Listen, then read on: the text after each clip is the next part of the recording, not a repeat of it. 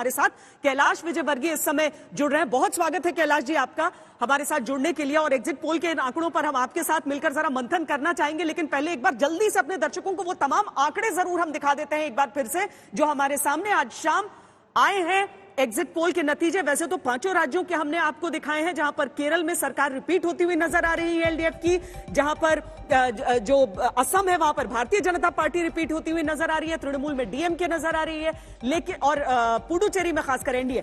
लेकिन यहां देखिए कि बंगाल पर सबकी निगाहें हैं। बंगाल में बीजेपी प्लस 134 से 160 और तृणमूल बहुत दूर नहीं है। हालांकि यह है कि उसका न्यूनतम का आंकड़ा बीजेपी से आपको 4 कम नजर आएगा और अधिकतम का भी 156 के दायरे में। कैलाश विजयवर्गीय जी, ये जो हम तस्वीर देख रहे हैं, जहां पर भारतीय जनता पार्टी चैलेंजर से लेकर मुमकिन चैंपियन तक पहुंची है, आपको ये आंकड़े सटीक लग रहे हैं या आपको लग रहा है कि कई लोग हैं जिन्होंने बोला नहीं है, अपने मन की बात बताई नहीं है? पिताजी, आप तो बंगाल में रही हैं और आपने बंगाल में काफी भ्रमण भी किया। आपने देखा होगा कि यहाँ पर थोड़ा सा अन्य राज्यों की तुलना में राजनीति थोड़ी अलग प्रकार की है। यहाँ थोड़ा डर है, भय है, आतंक है।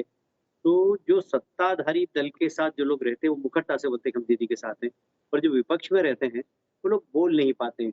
अगर बोलते हैं तो आगे देखते हैं, पीछे देखते हैं, ऊपर देखते हैं, नीचे देखते हैं, और फिर उसके बाद बोलते हैं कि हाँ, मैं मोदी जी के साथ हूँ। तो ये जो डर है, इससे हमारे सेफोलॉजिस्ट जो लोगों को भेजते हैं, मैं ऐसा नहीं कहता हूँ कि उनका अनुमान कोई गलत है, पर बंगाल एक अलग प्रकार का राज्य है जहाँ थोड़ा-सा भय की राजनीति है, डर की राजनीति है। इसलिए यहाँ साइलेंट वोट का मेरी काफ़ी सेफोलॉजिस्ट से बात हुई है। उन्होंने बोला यहाँ पर साइलेंट वोट 18 से 25% है। अलग-अलग लोगों ने मुझे बताया, किसी ने 20% बताया, किसी ने 25% बताया, किसी ने 18% बताया। ये साइलेंट वोट कहाँ है? ये साइलेंट वोट चुपचाप कमल छाप। ये चुपचाप कमल छाप वाला वोट सीधा भारतीय जनता पार्टी को है। और इसलिए मैं कह रहा हूँ कि जो अनुमान है, इससे कहीं ज़्यादा भारतीय जनता पार्टी की सीट आएगी। वो कंफर्टेबल मेजॉरिटी, ये बात सही है कि 200 तक नहीं पहुँच रहे हैं हम, पर 200 के आस-पास पहुँचेंगे, इससे कम कर नहीं जाएँगे। ये मैं बहुत जवाबदारी के साथ और बहुत गंभीरता से बात कर रहा हूँ। वैसे तो प्रीलिम की परीक्षा की तरह होता है कि जिसका जो रिजल्ट है वो अपना आत्मविश्वास तो बढ़ाता है, लेकिन ये अंतिम नतीजा होता नहीं है, उसके लिए इंतजार करना पड़ता है आखिरी रिजल्ट का ही। लेकिन सीधे तौर पर जो आपने ये बता दिया है कि 200 पार का जो अभी तक आप आंकड़ा दिखा रहे थे, उतना आपको नहीं लग रहा है कि उसको पार कर पाएंगे, क्योंकि ममता बनर्जी की जो पॉपुलैरिटी हमारे इस एग्जिट पोल के हिसाब से बताई जा रही है कैलाश जी, वो 43% है अभी भी। देखिए, आपका एग्जिट पोल जो बता रहा है, यहाँ पर एक आपने तीसरा आंकड़ा देखा नहीं है कि कांग्रेस और लेफ्ट, राहुल जी ने जब लास्ट में ये कहा कि मैं प्रचार करने नहीं जाऊंगा, तो ये इसलिए नहीं कहा कि उन्होंने कोई कोविड के समर्थन में। उनका और दीदी का समझौता था। उनको लगा कि चारों फेज में बीजेपी बहुत आगे है, तो बीजेपी को रोकने के लिए अच्छा ये है कि हमारा वोट शिफ्ट कर दो। कांग्रेस का वोट भी शिफ्ट हुआ है, सीपीएम का वोट भी कुछ शिफ्ट हुआ है, और जो एक थर्ड फ्रंट था वो करीब करीब कोलैप्स सा जैसा हो गया है। ये आपके आंकड़े भी दिखा रहे हैं कि ये वोट भी शिफ्ट हुआ है। इसमें से सारा दीदी के पास नहीं जाएगा, उसमें से कुछ वोट हमारे पास भी आएगा। और इसलिए ये जो आप अभी आपने कहा कि बंगाल में ऐसा नहीं होता है कि वहाँ पर हंग बनेगा तो इस पार या उस पार, इस पार या उस पार ही होगा। आपका अनुमान बिल्कुल ठीक है, और वो भारतीय जनता पार्टी के साथ जाएगा, क्योंकि मेरा भी यहाँ पर 6 साल से मैं घूम रहा हूँ, और एक-एक गली मैंने छान मारी है बंगाल की, और मैं कह सकता हूँ कि बंगाल की तासीर कुछ अलग है देश से, एकदम अलग। जो जो लोग सोचते हैं कि राजनीति ऐसे होती है, वहाँ पर अलग प्रकार की राजनीति, और इसलिए मैं बहुत कॉन्फिडेंट हूँ, भारतीय जनता पार्टी की सरकार आएगी, अच्छी कंफर्टेबल मेजॉरिटी से। कैलाश जी, हमने देखा ममता बनर्जी ही वो नेता थी जिन्होंने 2019 से पहले वो आह्वान किया था कि मोदी वर्सेस ऑल हो जाओ, और सबको एकजुट कर लिया था। इन चुनावों के बीच में ममता बनर्जी अकेली दिखती थी, लेकिन उन्होंने जो एक अपील की बाकी पार्टियों से कि आप लोग कम से कम मेरे साथ इस समय रहिए, क्योंकि ये राष्ट्र की राजनीति का भी मसला है। भारतीय जनता पार्टी के खिलाफ अगर कोई एक चेहरा, अगर प्रधानमंत्री नरेंद्र मोदी के खिलाफ कोई एक चेहरा सबसे प्रमुखता से रहा है, तो वो राहुल गांधी का चेहरा नहीं रहा है। कांग्रेस बड़ी पार्टी होने के बावजूद वो ममता बनर्जी का चेहरा रहा है। कैलाश जी,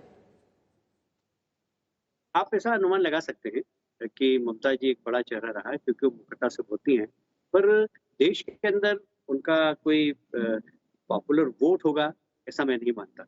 ममता जी का ठीक है, आप लोगों मीडिया में काफ़ी आती है। कभी-कभी क्या होता है कि आपको अगर जंगल का राजा नहीं बनना पर जंगल में फेमस होना तो शेर से जाके भिड़ जाओ। तो बोले शेर से लड़े थे, इसलिए फेमस हो जाते हैं। तो इसलिए ममता जी की लीडरशिप मोदी जी की लीडरशिप के आगे बहुत बौनी है और इसलिए आपका कंपैरिज़न अपनी नज़रिए से हो सकता है, मेरा नहीं, मैं कंपैरिज़न विपक्ष का सबसे प्रमुख चेहरा होने के नाते बोल रही हूं। मैं ये नहीं कह रही हूं कि हाँ, वो सामने में खड़ी है। मैं ये कह रही हूं कि हाँ, विपक्ष का जो सबसे प्रोमिनेंट चेहरा है, जिसने पूरे हाँ, विपक्ष को एकजुट किया, वो ममता बनर्जी ही रही हैं।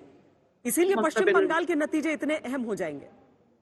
देखिए, ममता बनर्जी भी है, शरद पवार जी भी, बहुत सारे लोग हैं जो कहीं न कहीं अपनी एक अहम भूमिका अदा करते हैं विपक्ष में, पर सबका एक सीमित दायरा है। कि कोई देशव्यापी कोई चेहरा हो अभी मोदी जी के खिलाफ ऐसा कोई दिखाई नहीं देता। पर हाँ, इस चुनाव के दौरान ममता जी ने प्रमुखता के साथ मोदी जी का विरोध किया, तो हम कह सकते हैं कि हाँ भाई, मोदी जी के खिलाफ एक बड़ा चेहरा विपक्ष का है। पर क्या बीजेपी के लिए इन नतीजों में, अभी तो एग्जिट पोल है, लेकिन जो नतीजे आएंगे भी उसमें कोई राष्ट्रव्यापी संकेत होगा? क्या जो किसान आंदोलन यहां पर चल रहा था, जो कोरोना की दूसरी लहर की वजह से अब उतनी खबरें सामने नहीं आती हैं, हालांकि किसान वहीं पर इस समय भी मौजूद हैं। राकेश टिकैत बंगाल में पहुंचे भी प्रचार करने के लिए भारतीय जनता पार्टी के खिलाफ। क्या उस बाबत भी नतीजे कोई संकेत देंगे? मुझे लगता है कि एक देश के लिए बहुत ही टर्निंग पॉइंट है देश की राजनीति का एक, क्योंकि बंगाल एक ऐसा प्रदेश है जहाँ भारतीय जनता पार्टी का बहुत ज़्यादा अस्तित्व था नहीं और हम लोगों ने वहाँ पर मेहनत करके एक पहचान बनाई। तो मुझे लगता है मैं इसको थोड़ा-सा और व्यापक करता हूँ कि बंगाल एक सीमावर्ती प्रदेश है और पिछले अगर 4 दशक से आप देखेंगे तो सीपीएम का राज रहा और उसके बाद टीएमसी का राज रहा। एक घुसपैठिया बहुत बड़ी समस्या रही यहाँ पर। जब घुसपैठिए आते हैं तो एक वोट बैंक बनाने की कोशिश की। ये वोट बैंक पहले सीपीएम के साथ था, अब टीएमसी के साथ चला गया। आने दिया, वोटर लिस्ट में नाम लिखाया, पर इसके साथ-साथ सिर्फ घुसपैठिए नहीं आए, फेक करेंसी आई, फेक हथियार, अवैध हथियार आए, उसके साथ स्मगलिंग हुई, उसके साथ वुमेन ट्रैफिकिंग हुई, उसके साथ गो तस्करी हुई। ये तमाम चीज़ें हुई जो देश की आंतरिक सुरक्षा को भी कहीं न कहीं खतरा पैदा कर रहे थे।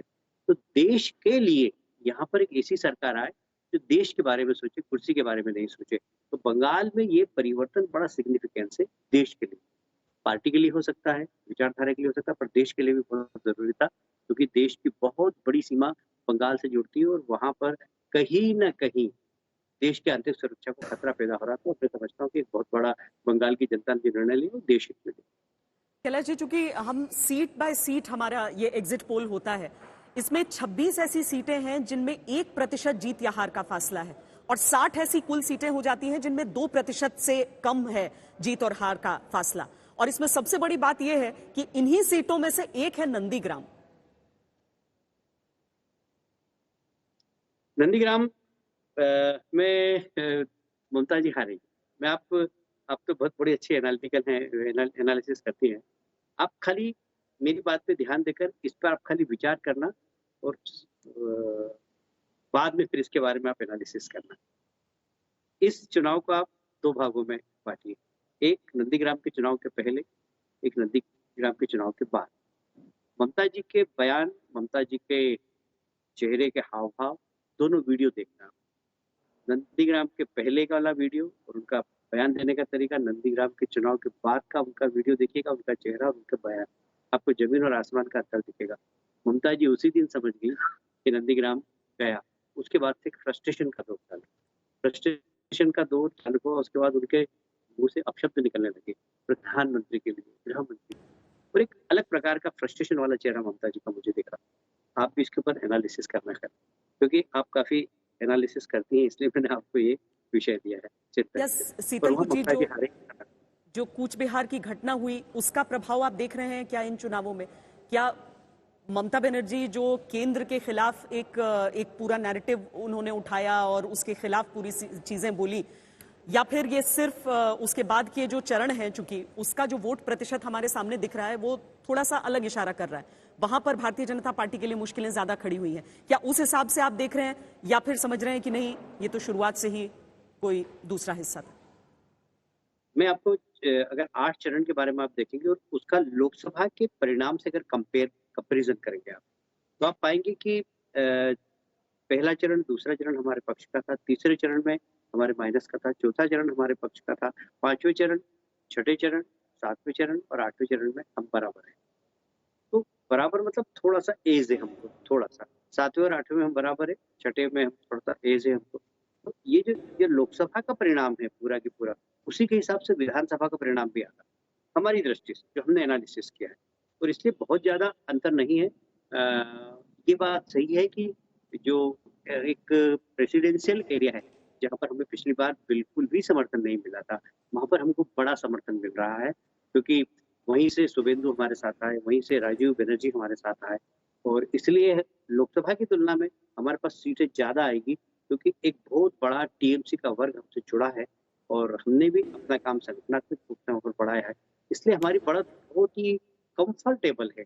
मुझे 1% भी कहीं नहीं लगता कि हमारी सरकार नहीं बन रही है। तब मैं भले ही कुछ भी कहता हूँ कि नेक टू नेक है, बिल्कुल नेक टू नेक नहीं है। Bharatiya Janata party comfortable majority सरकार।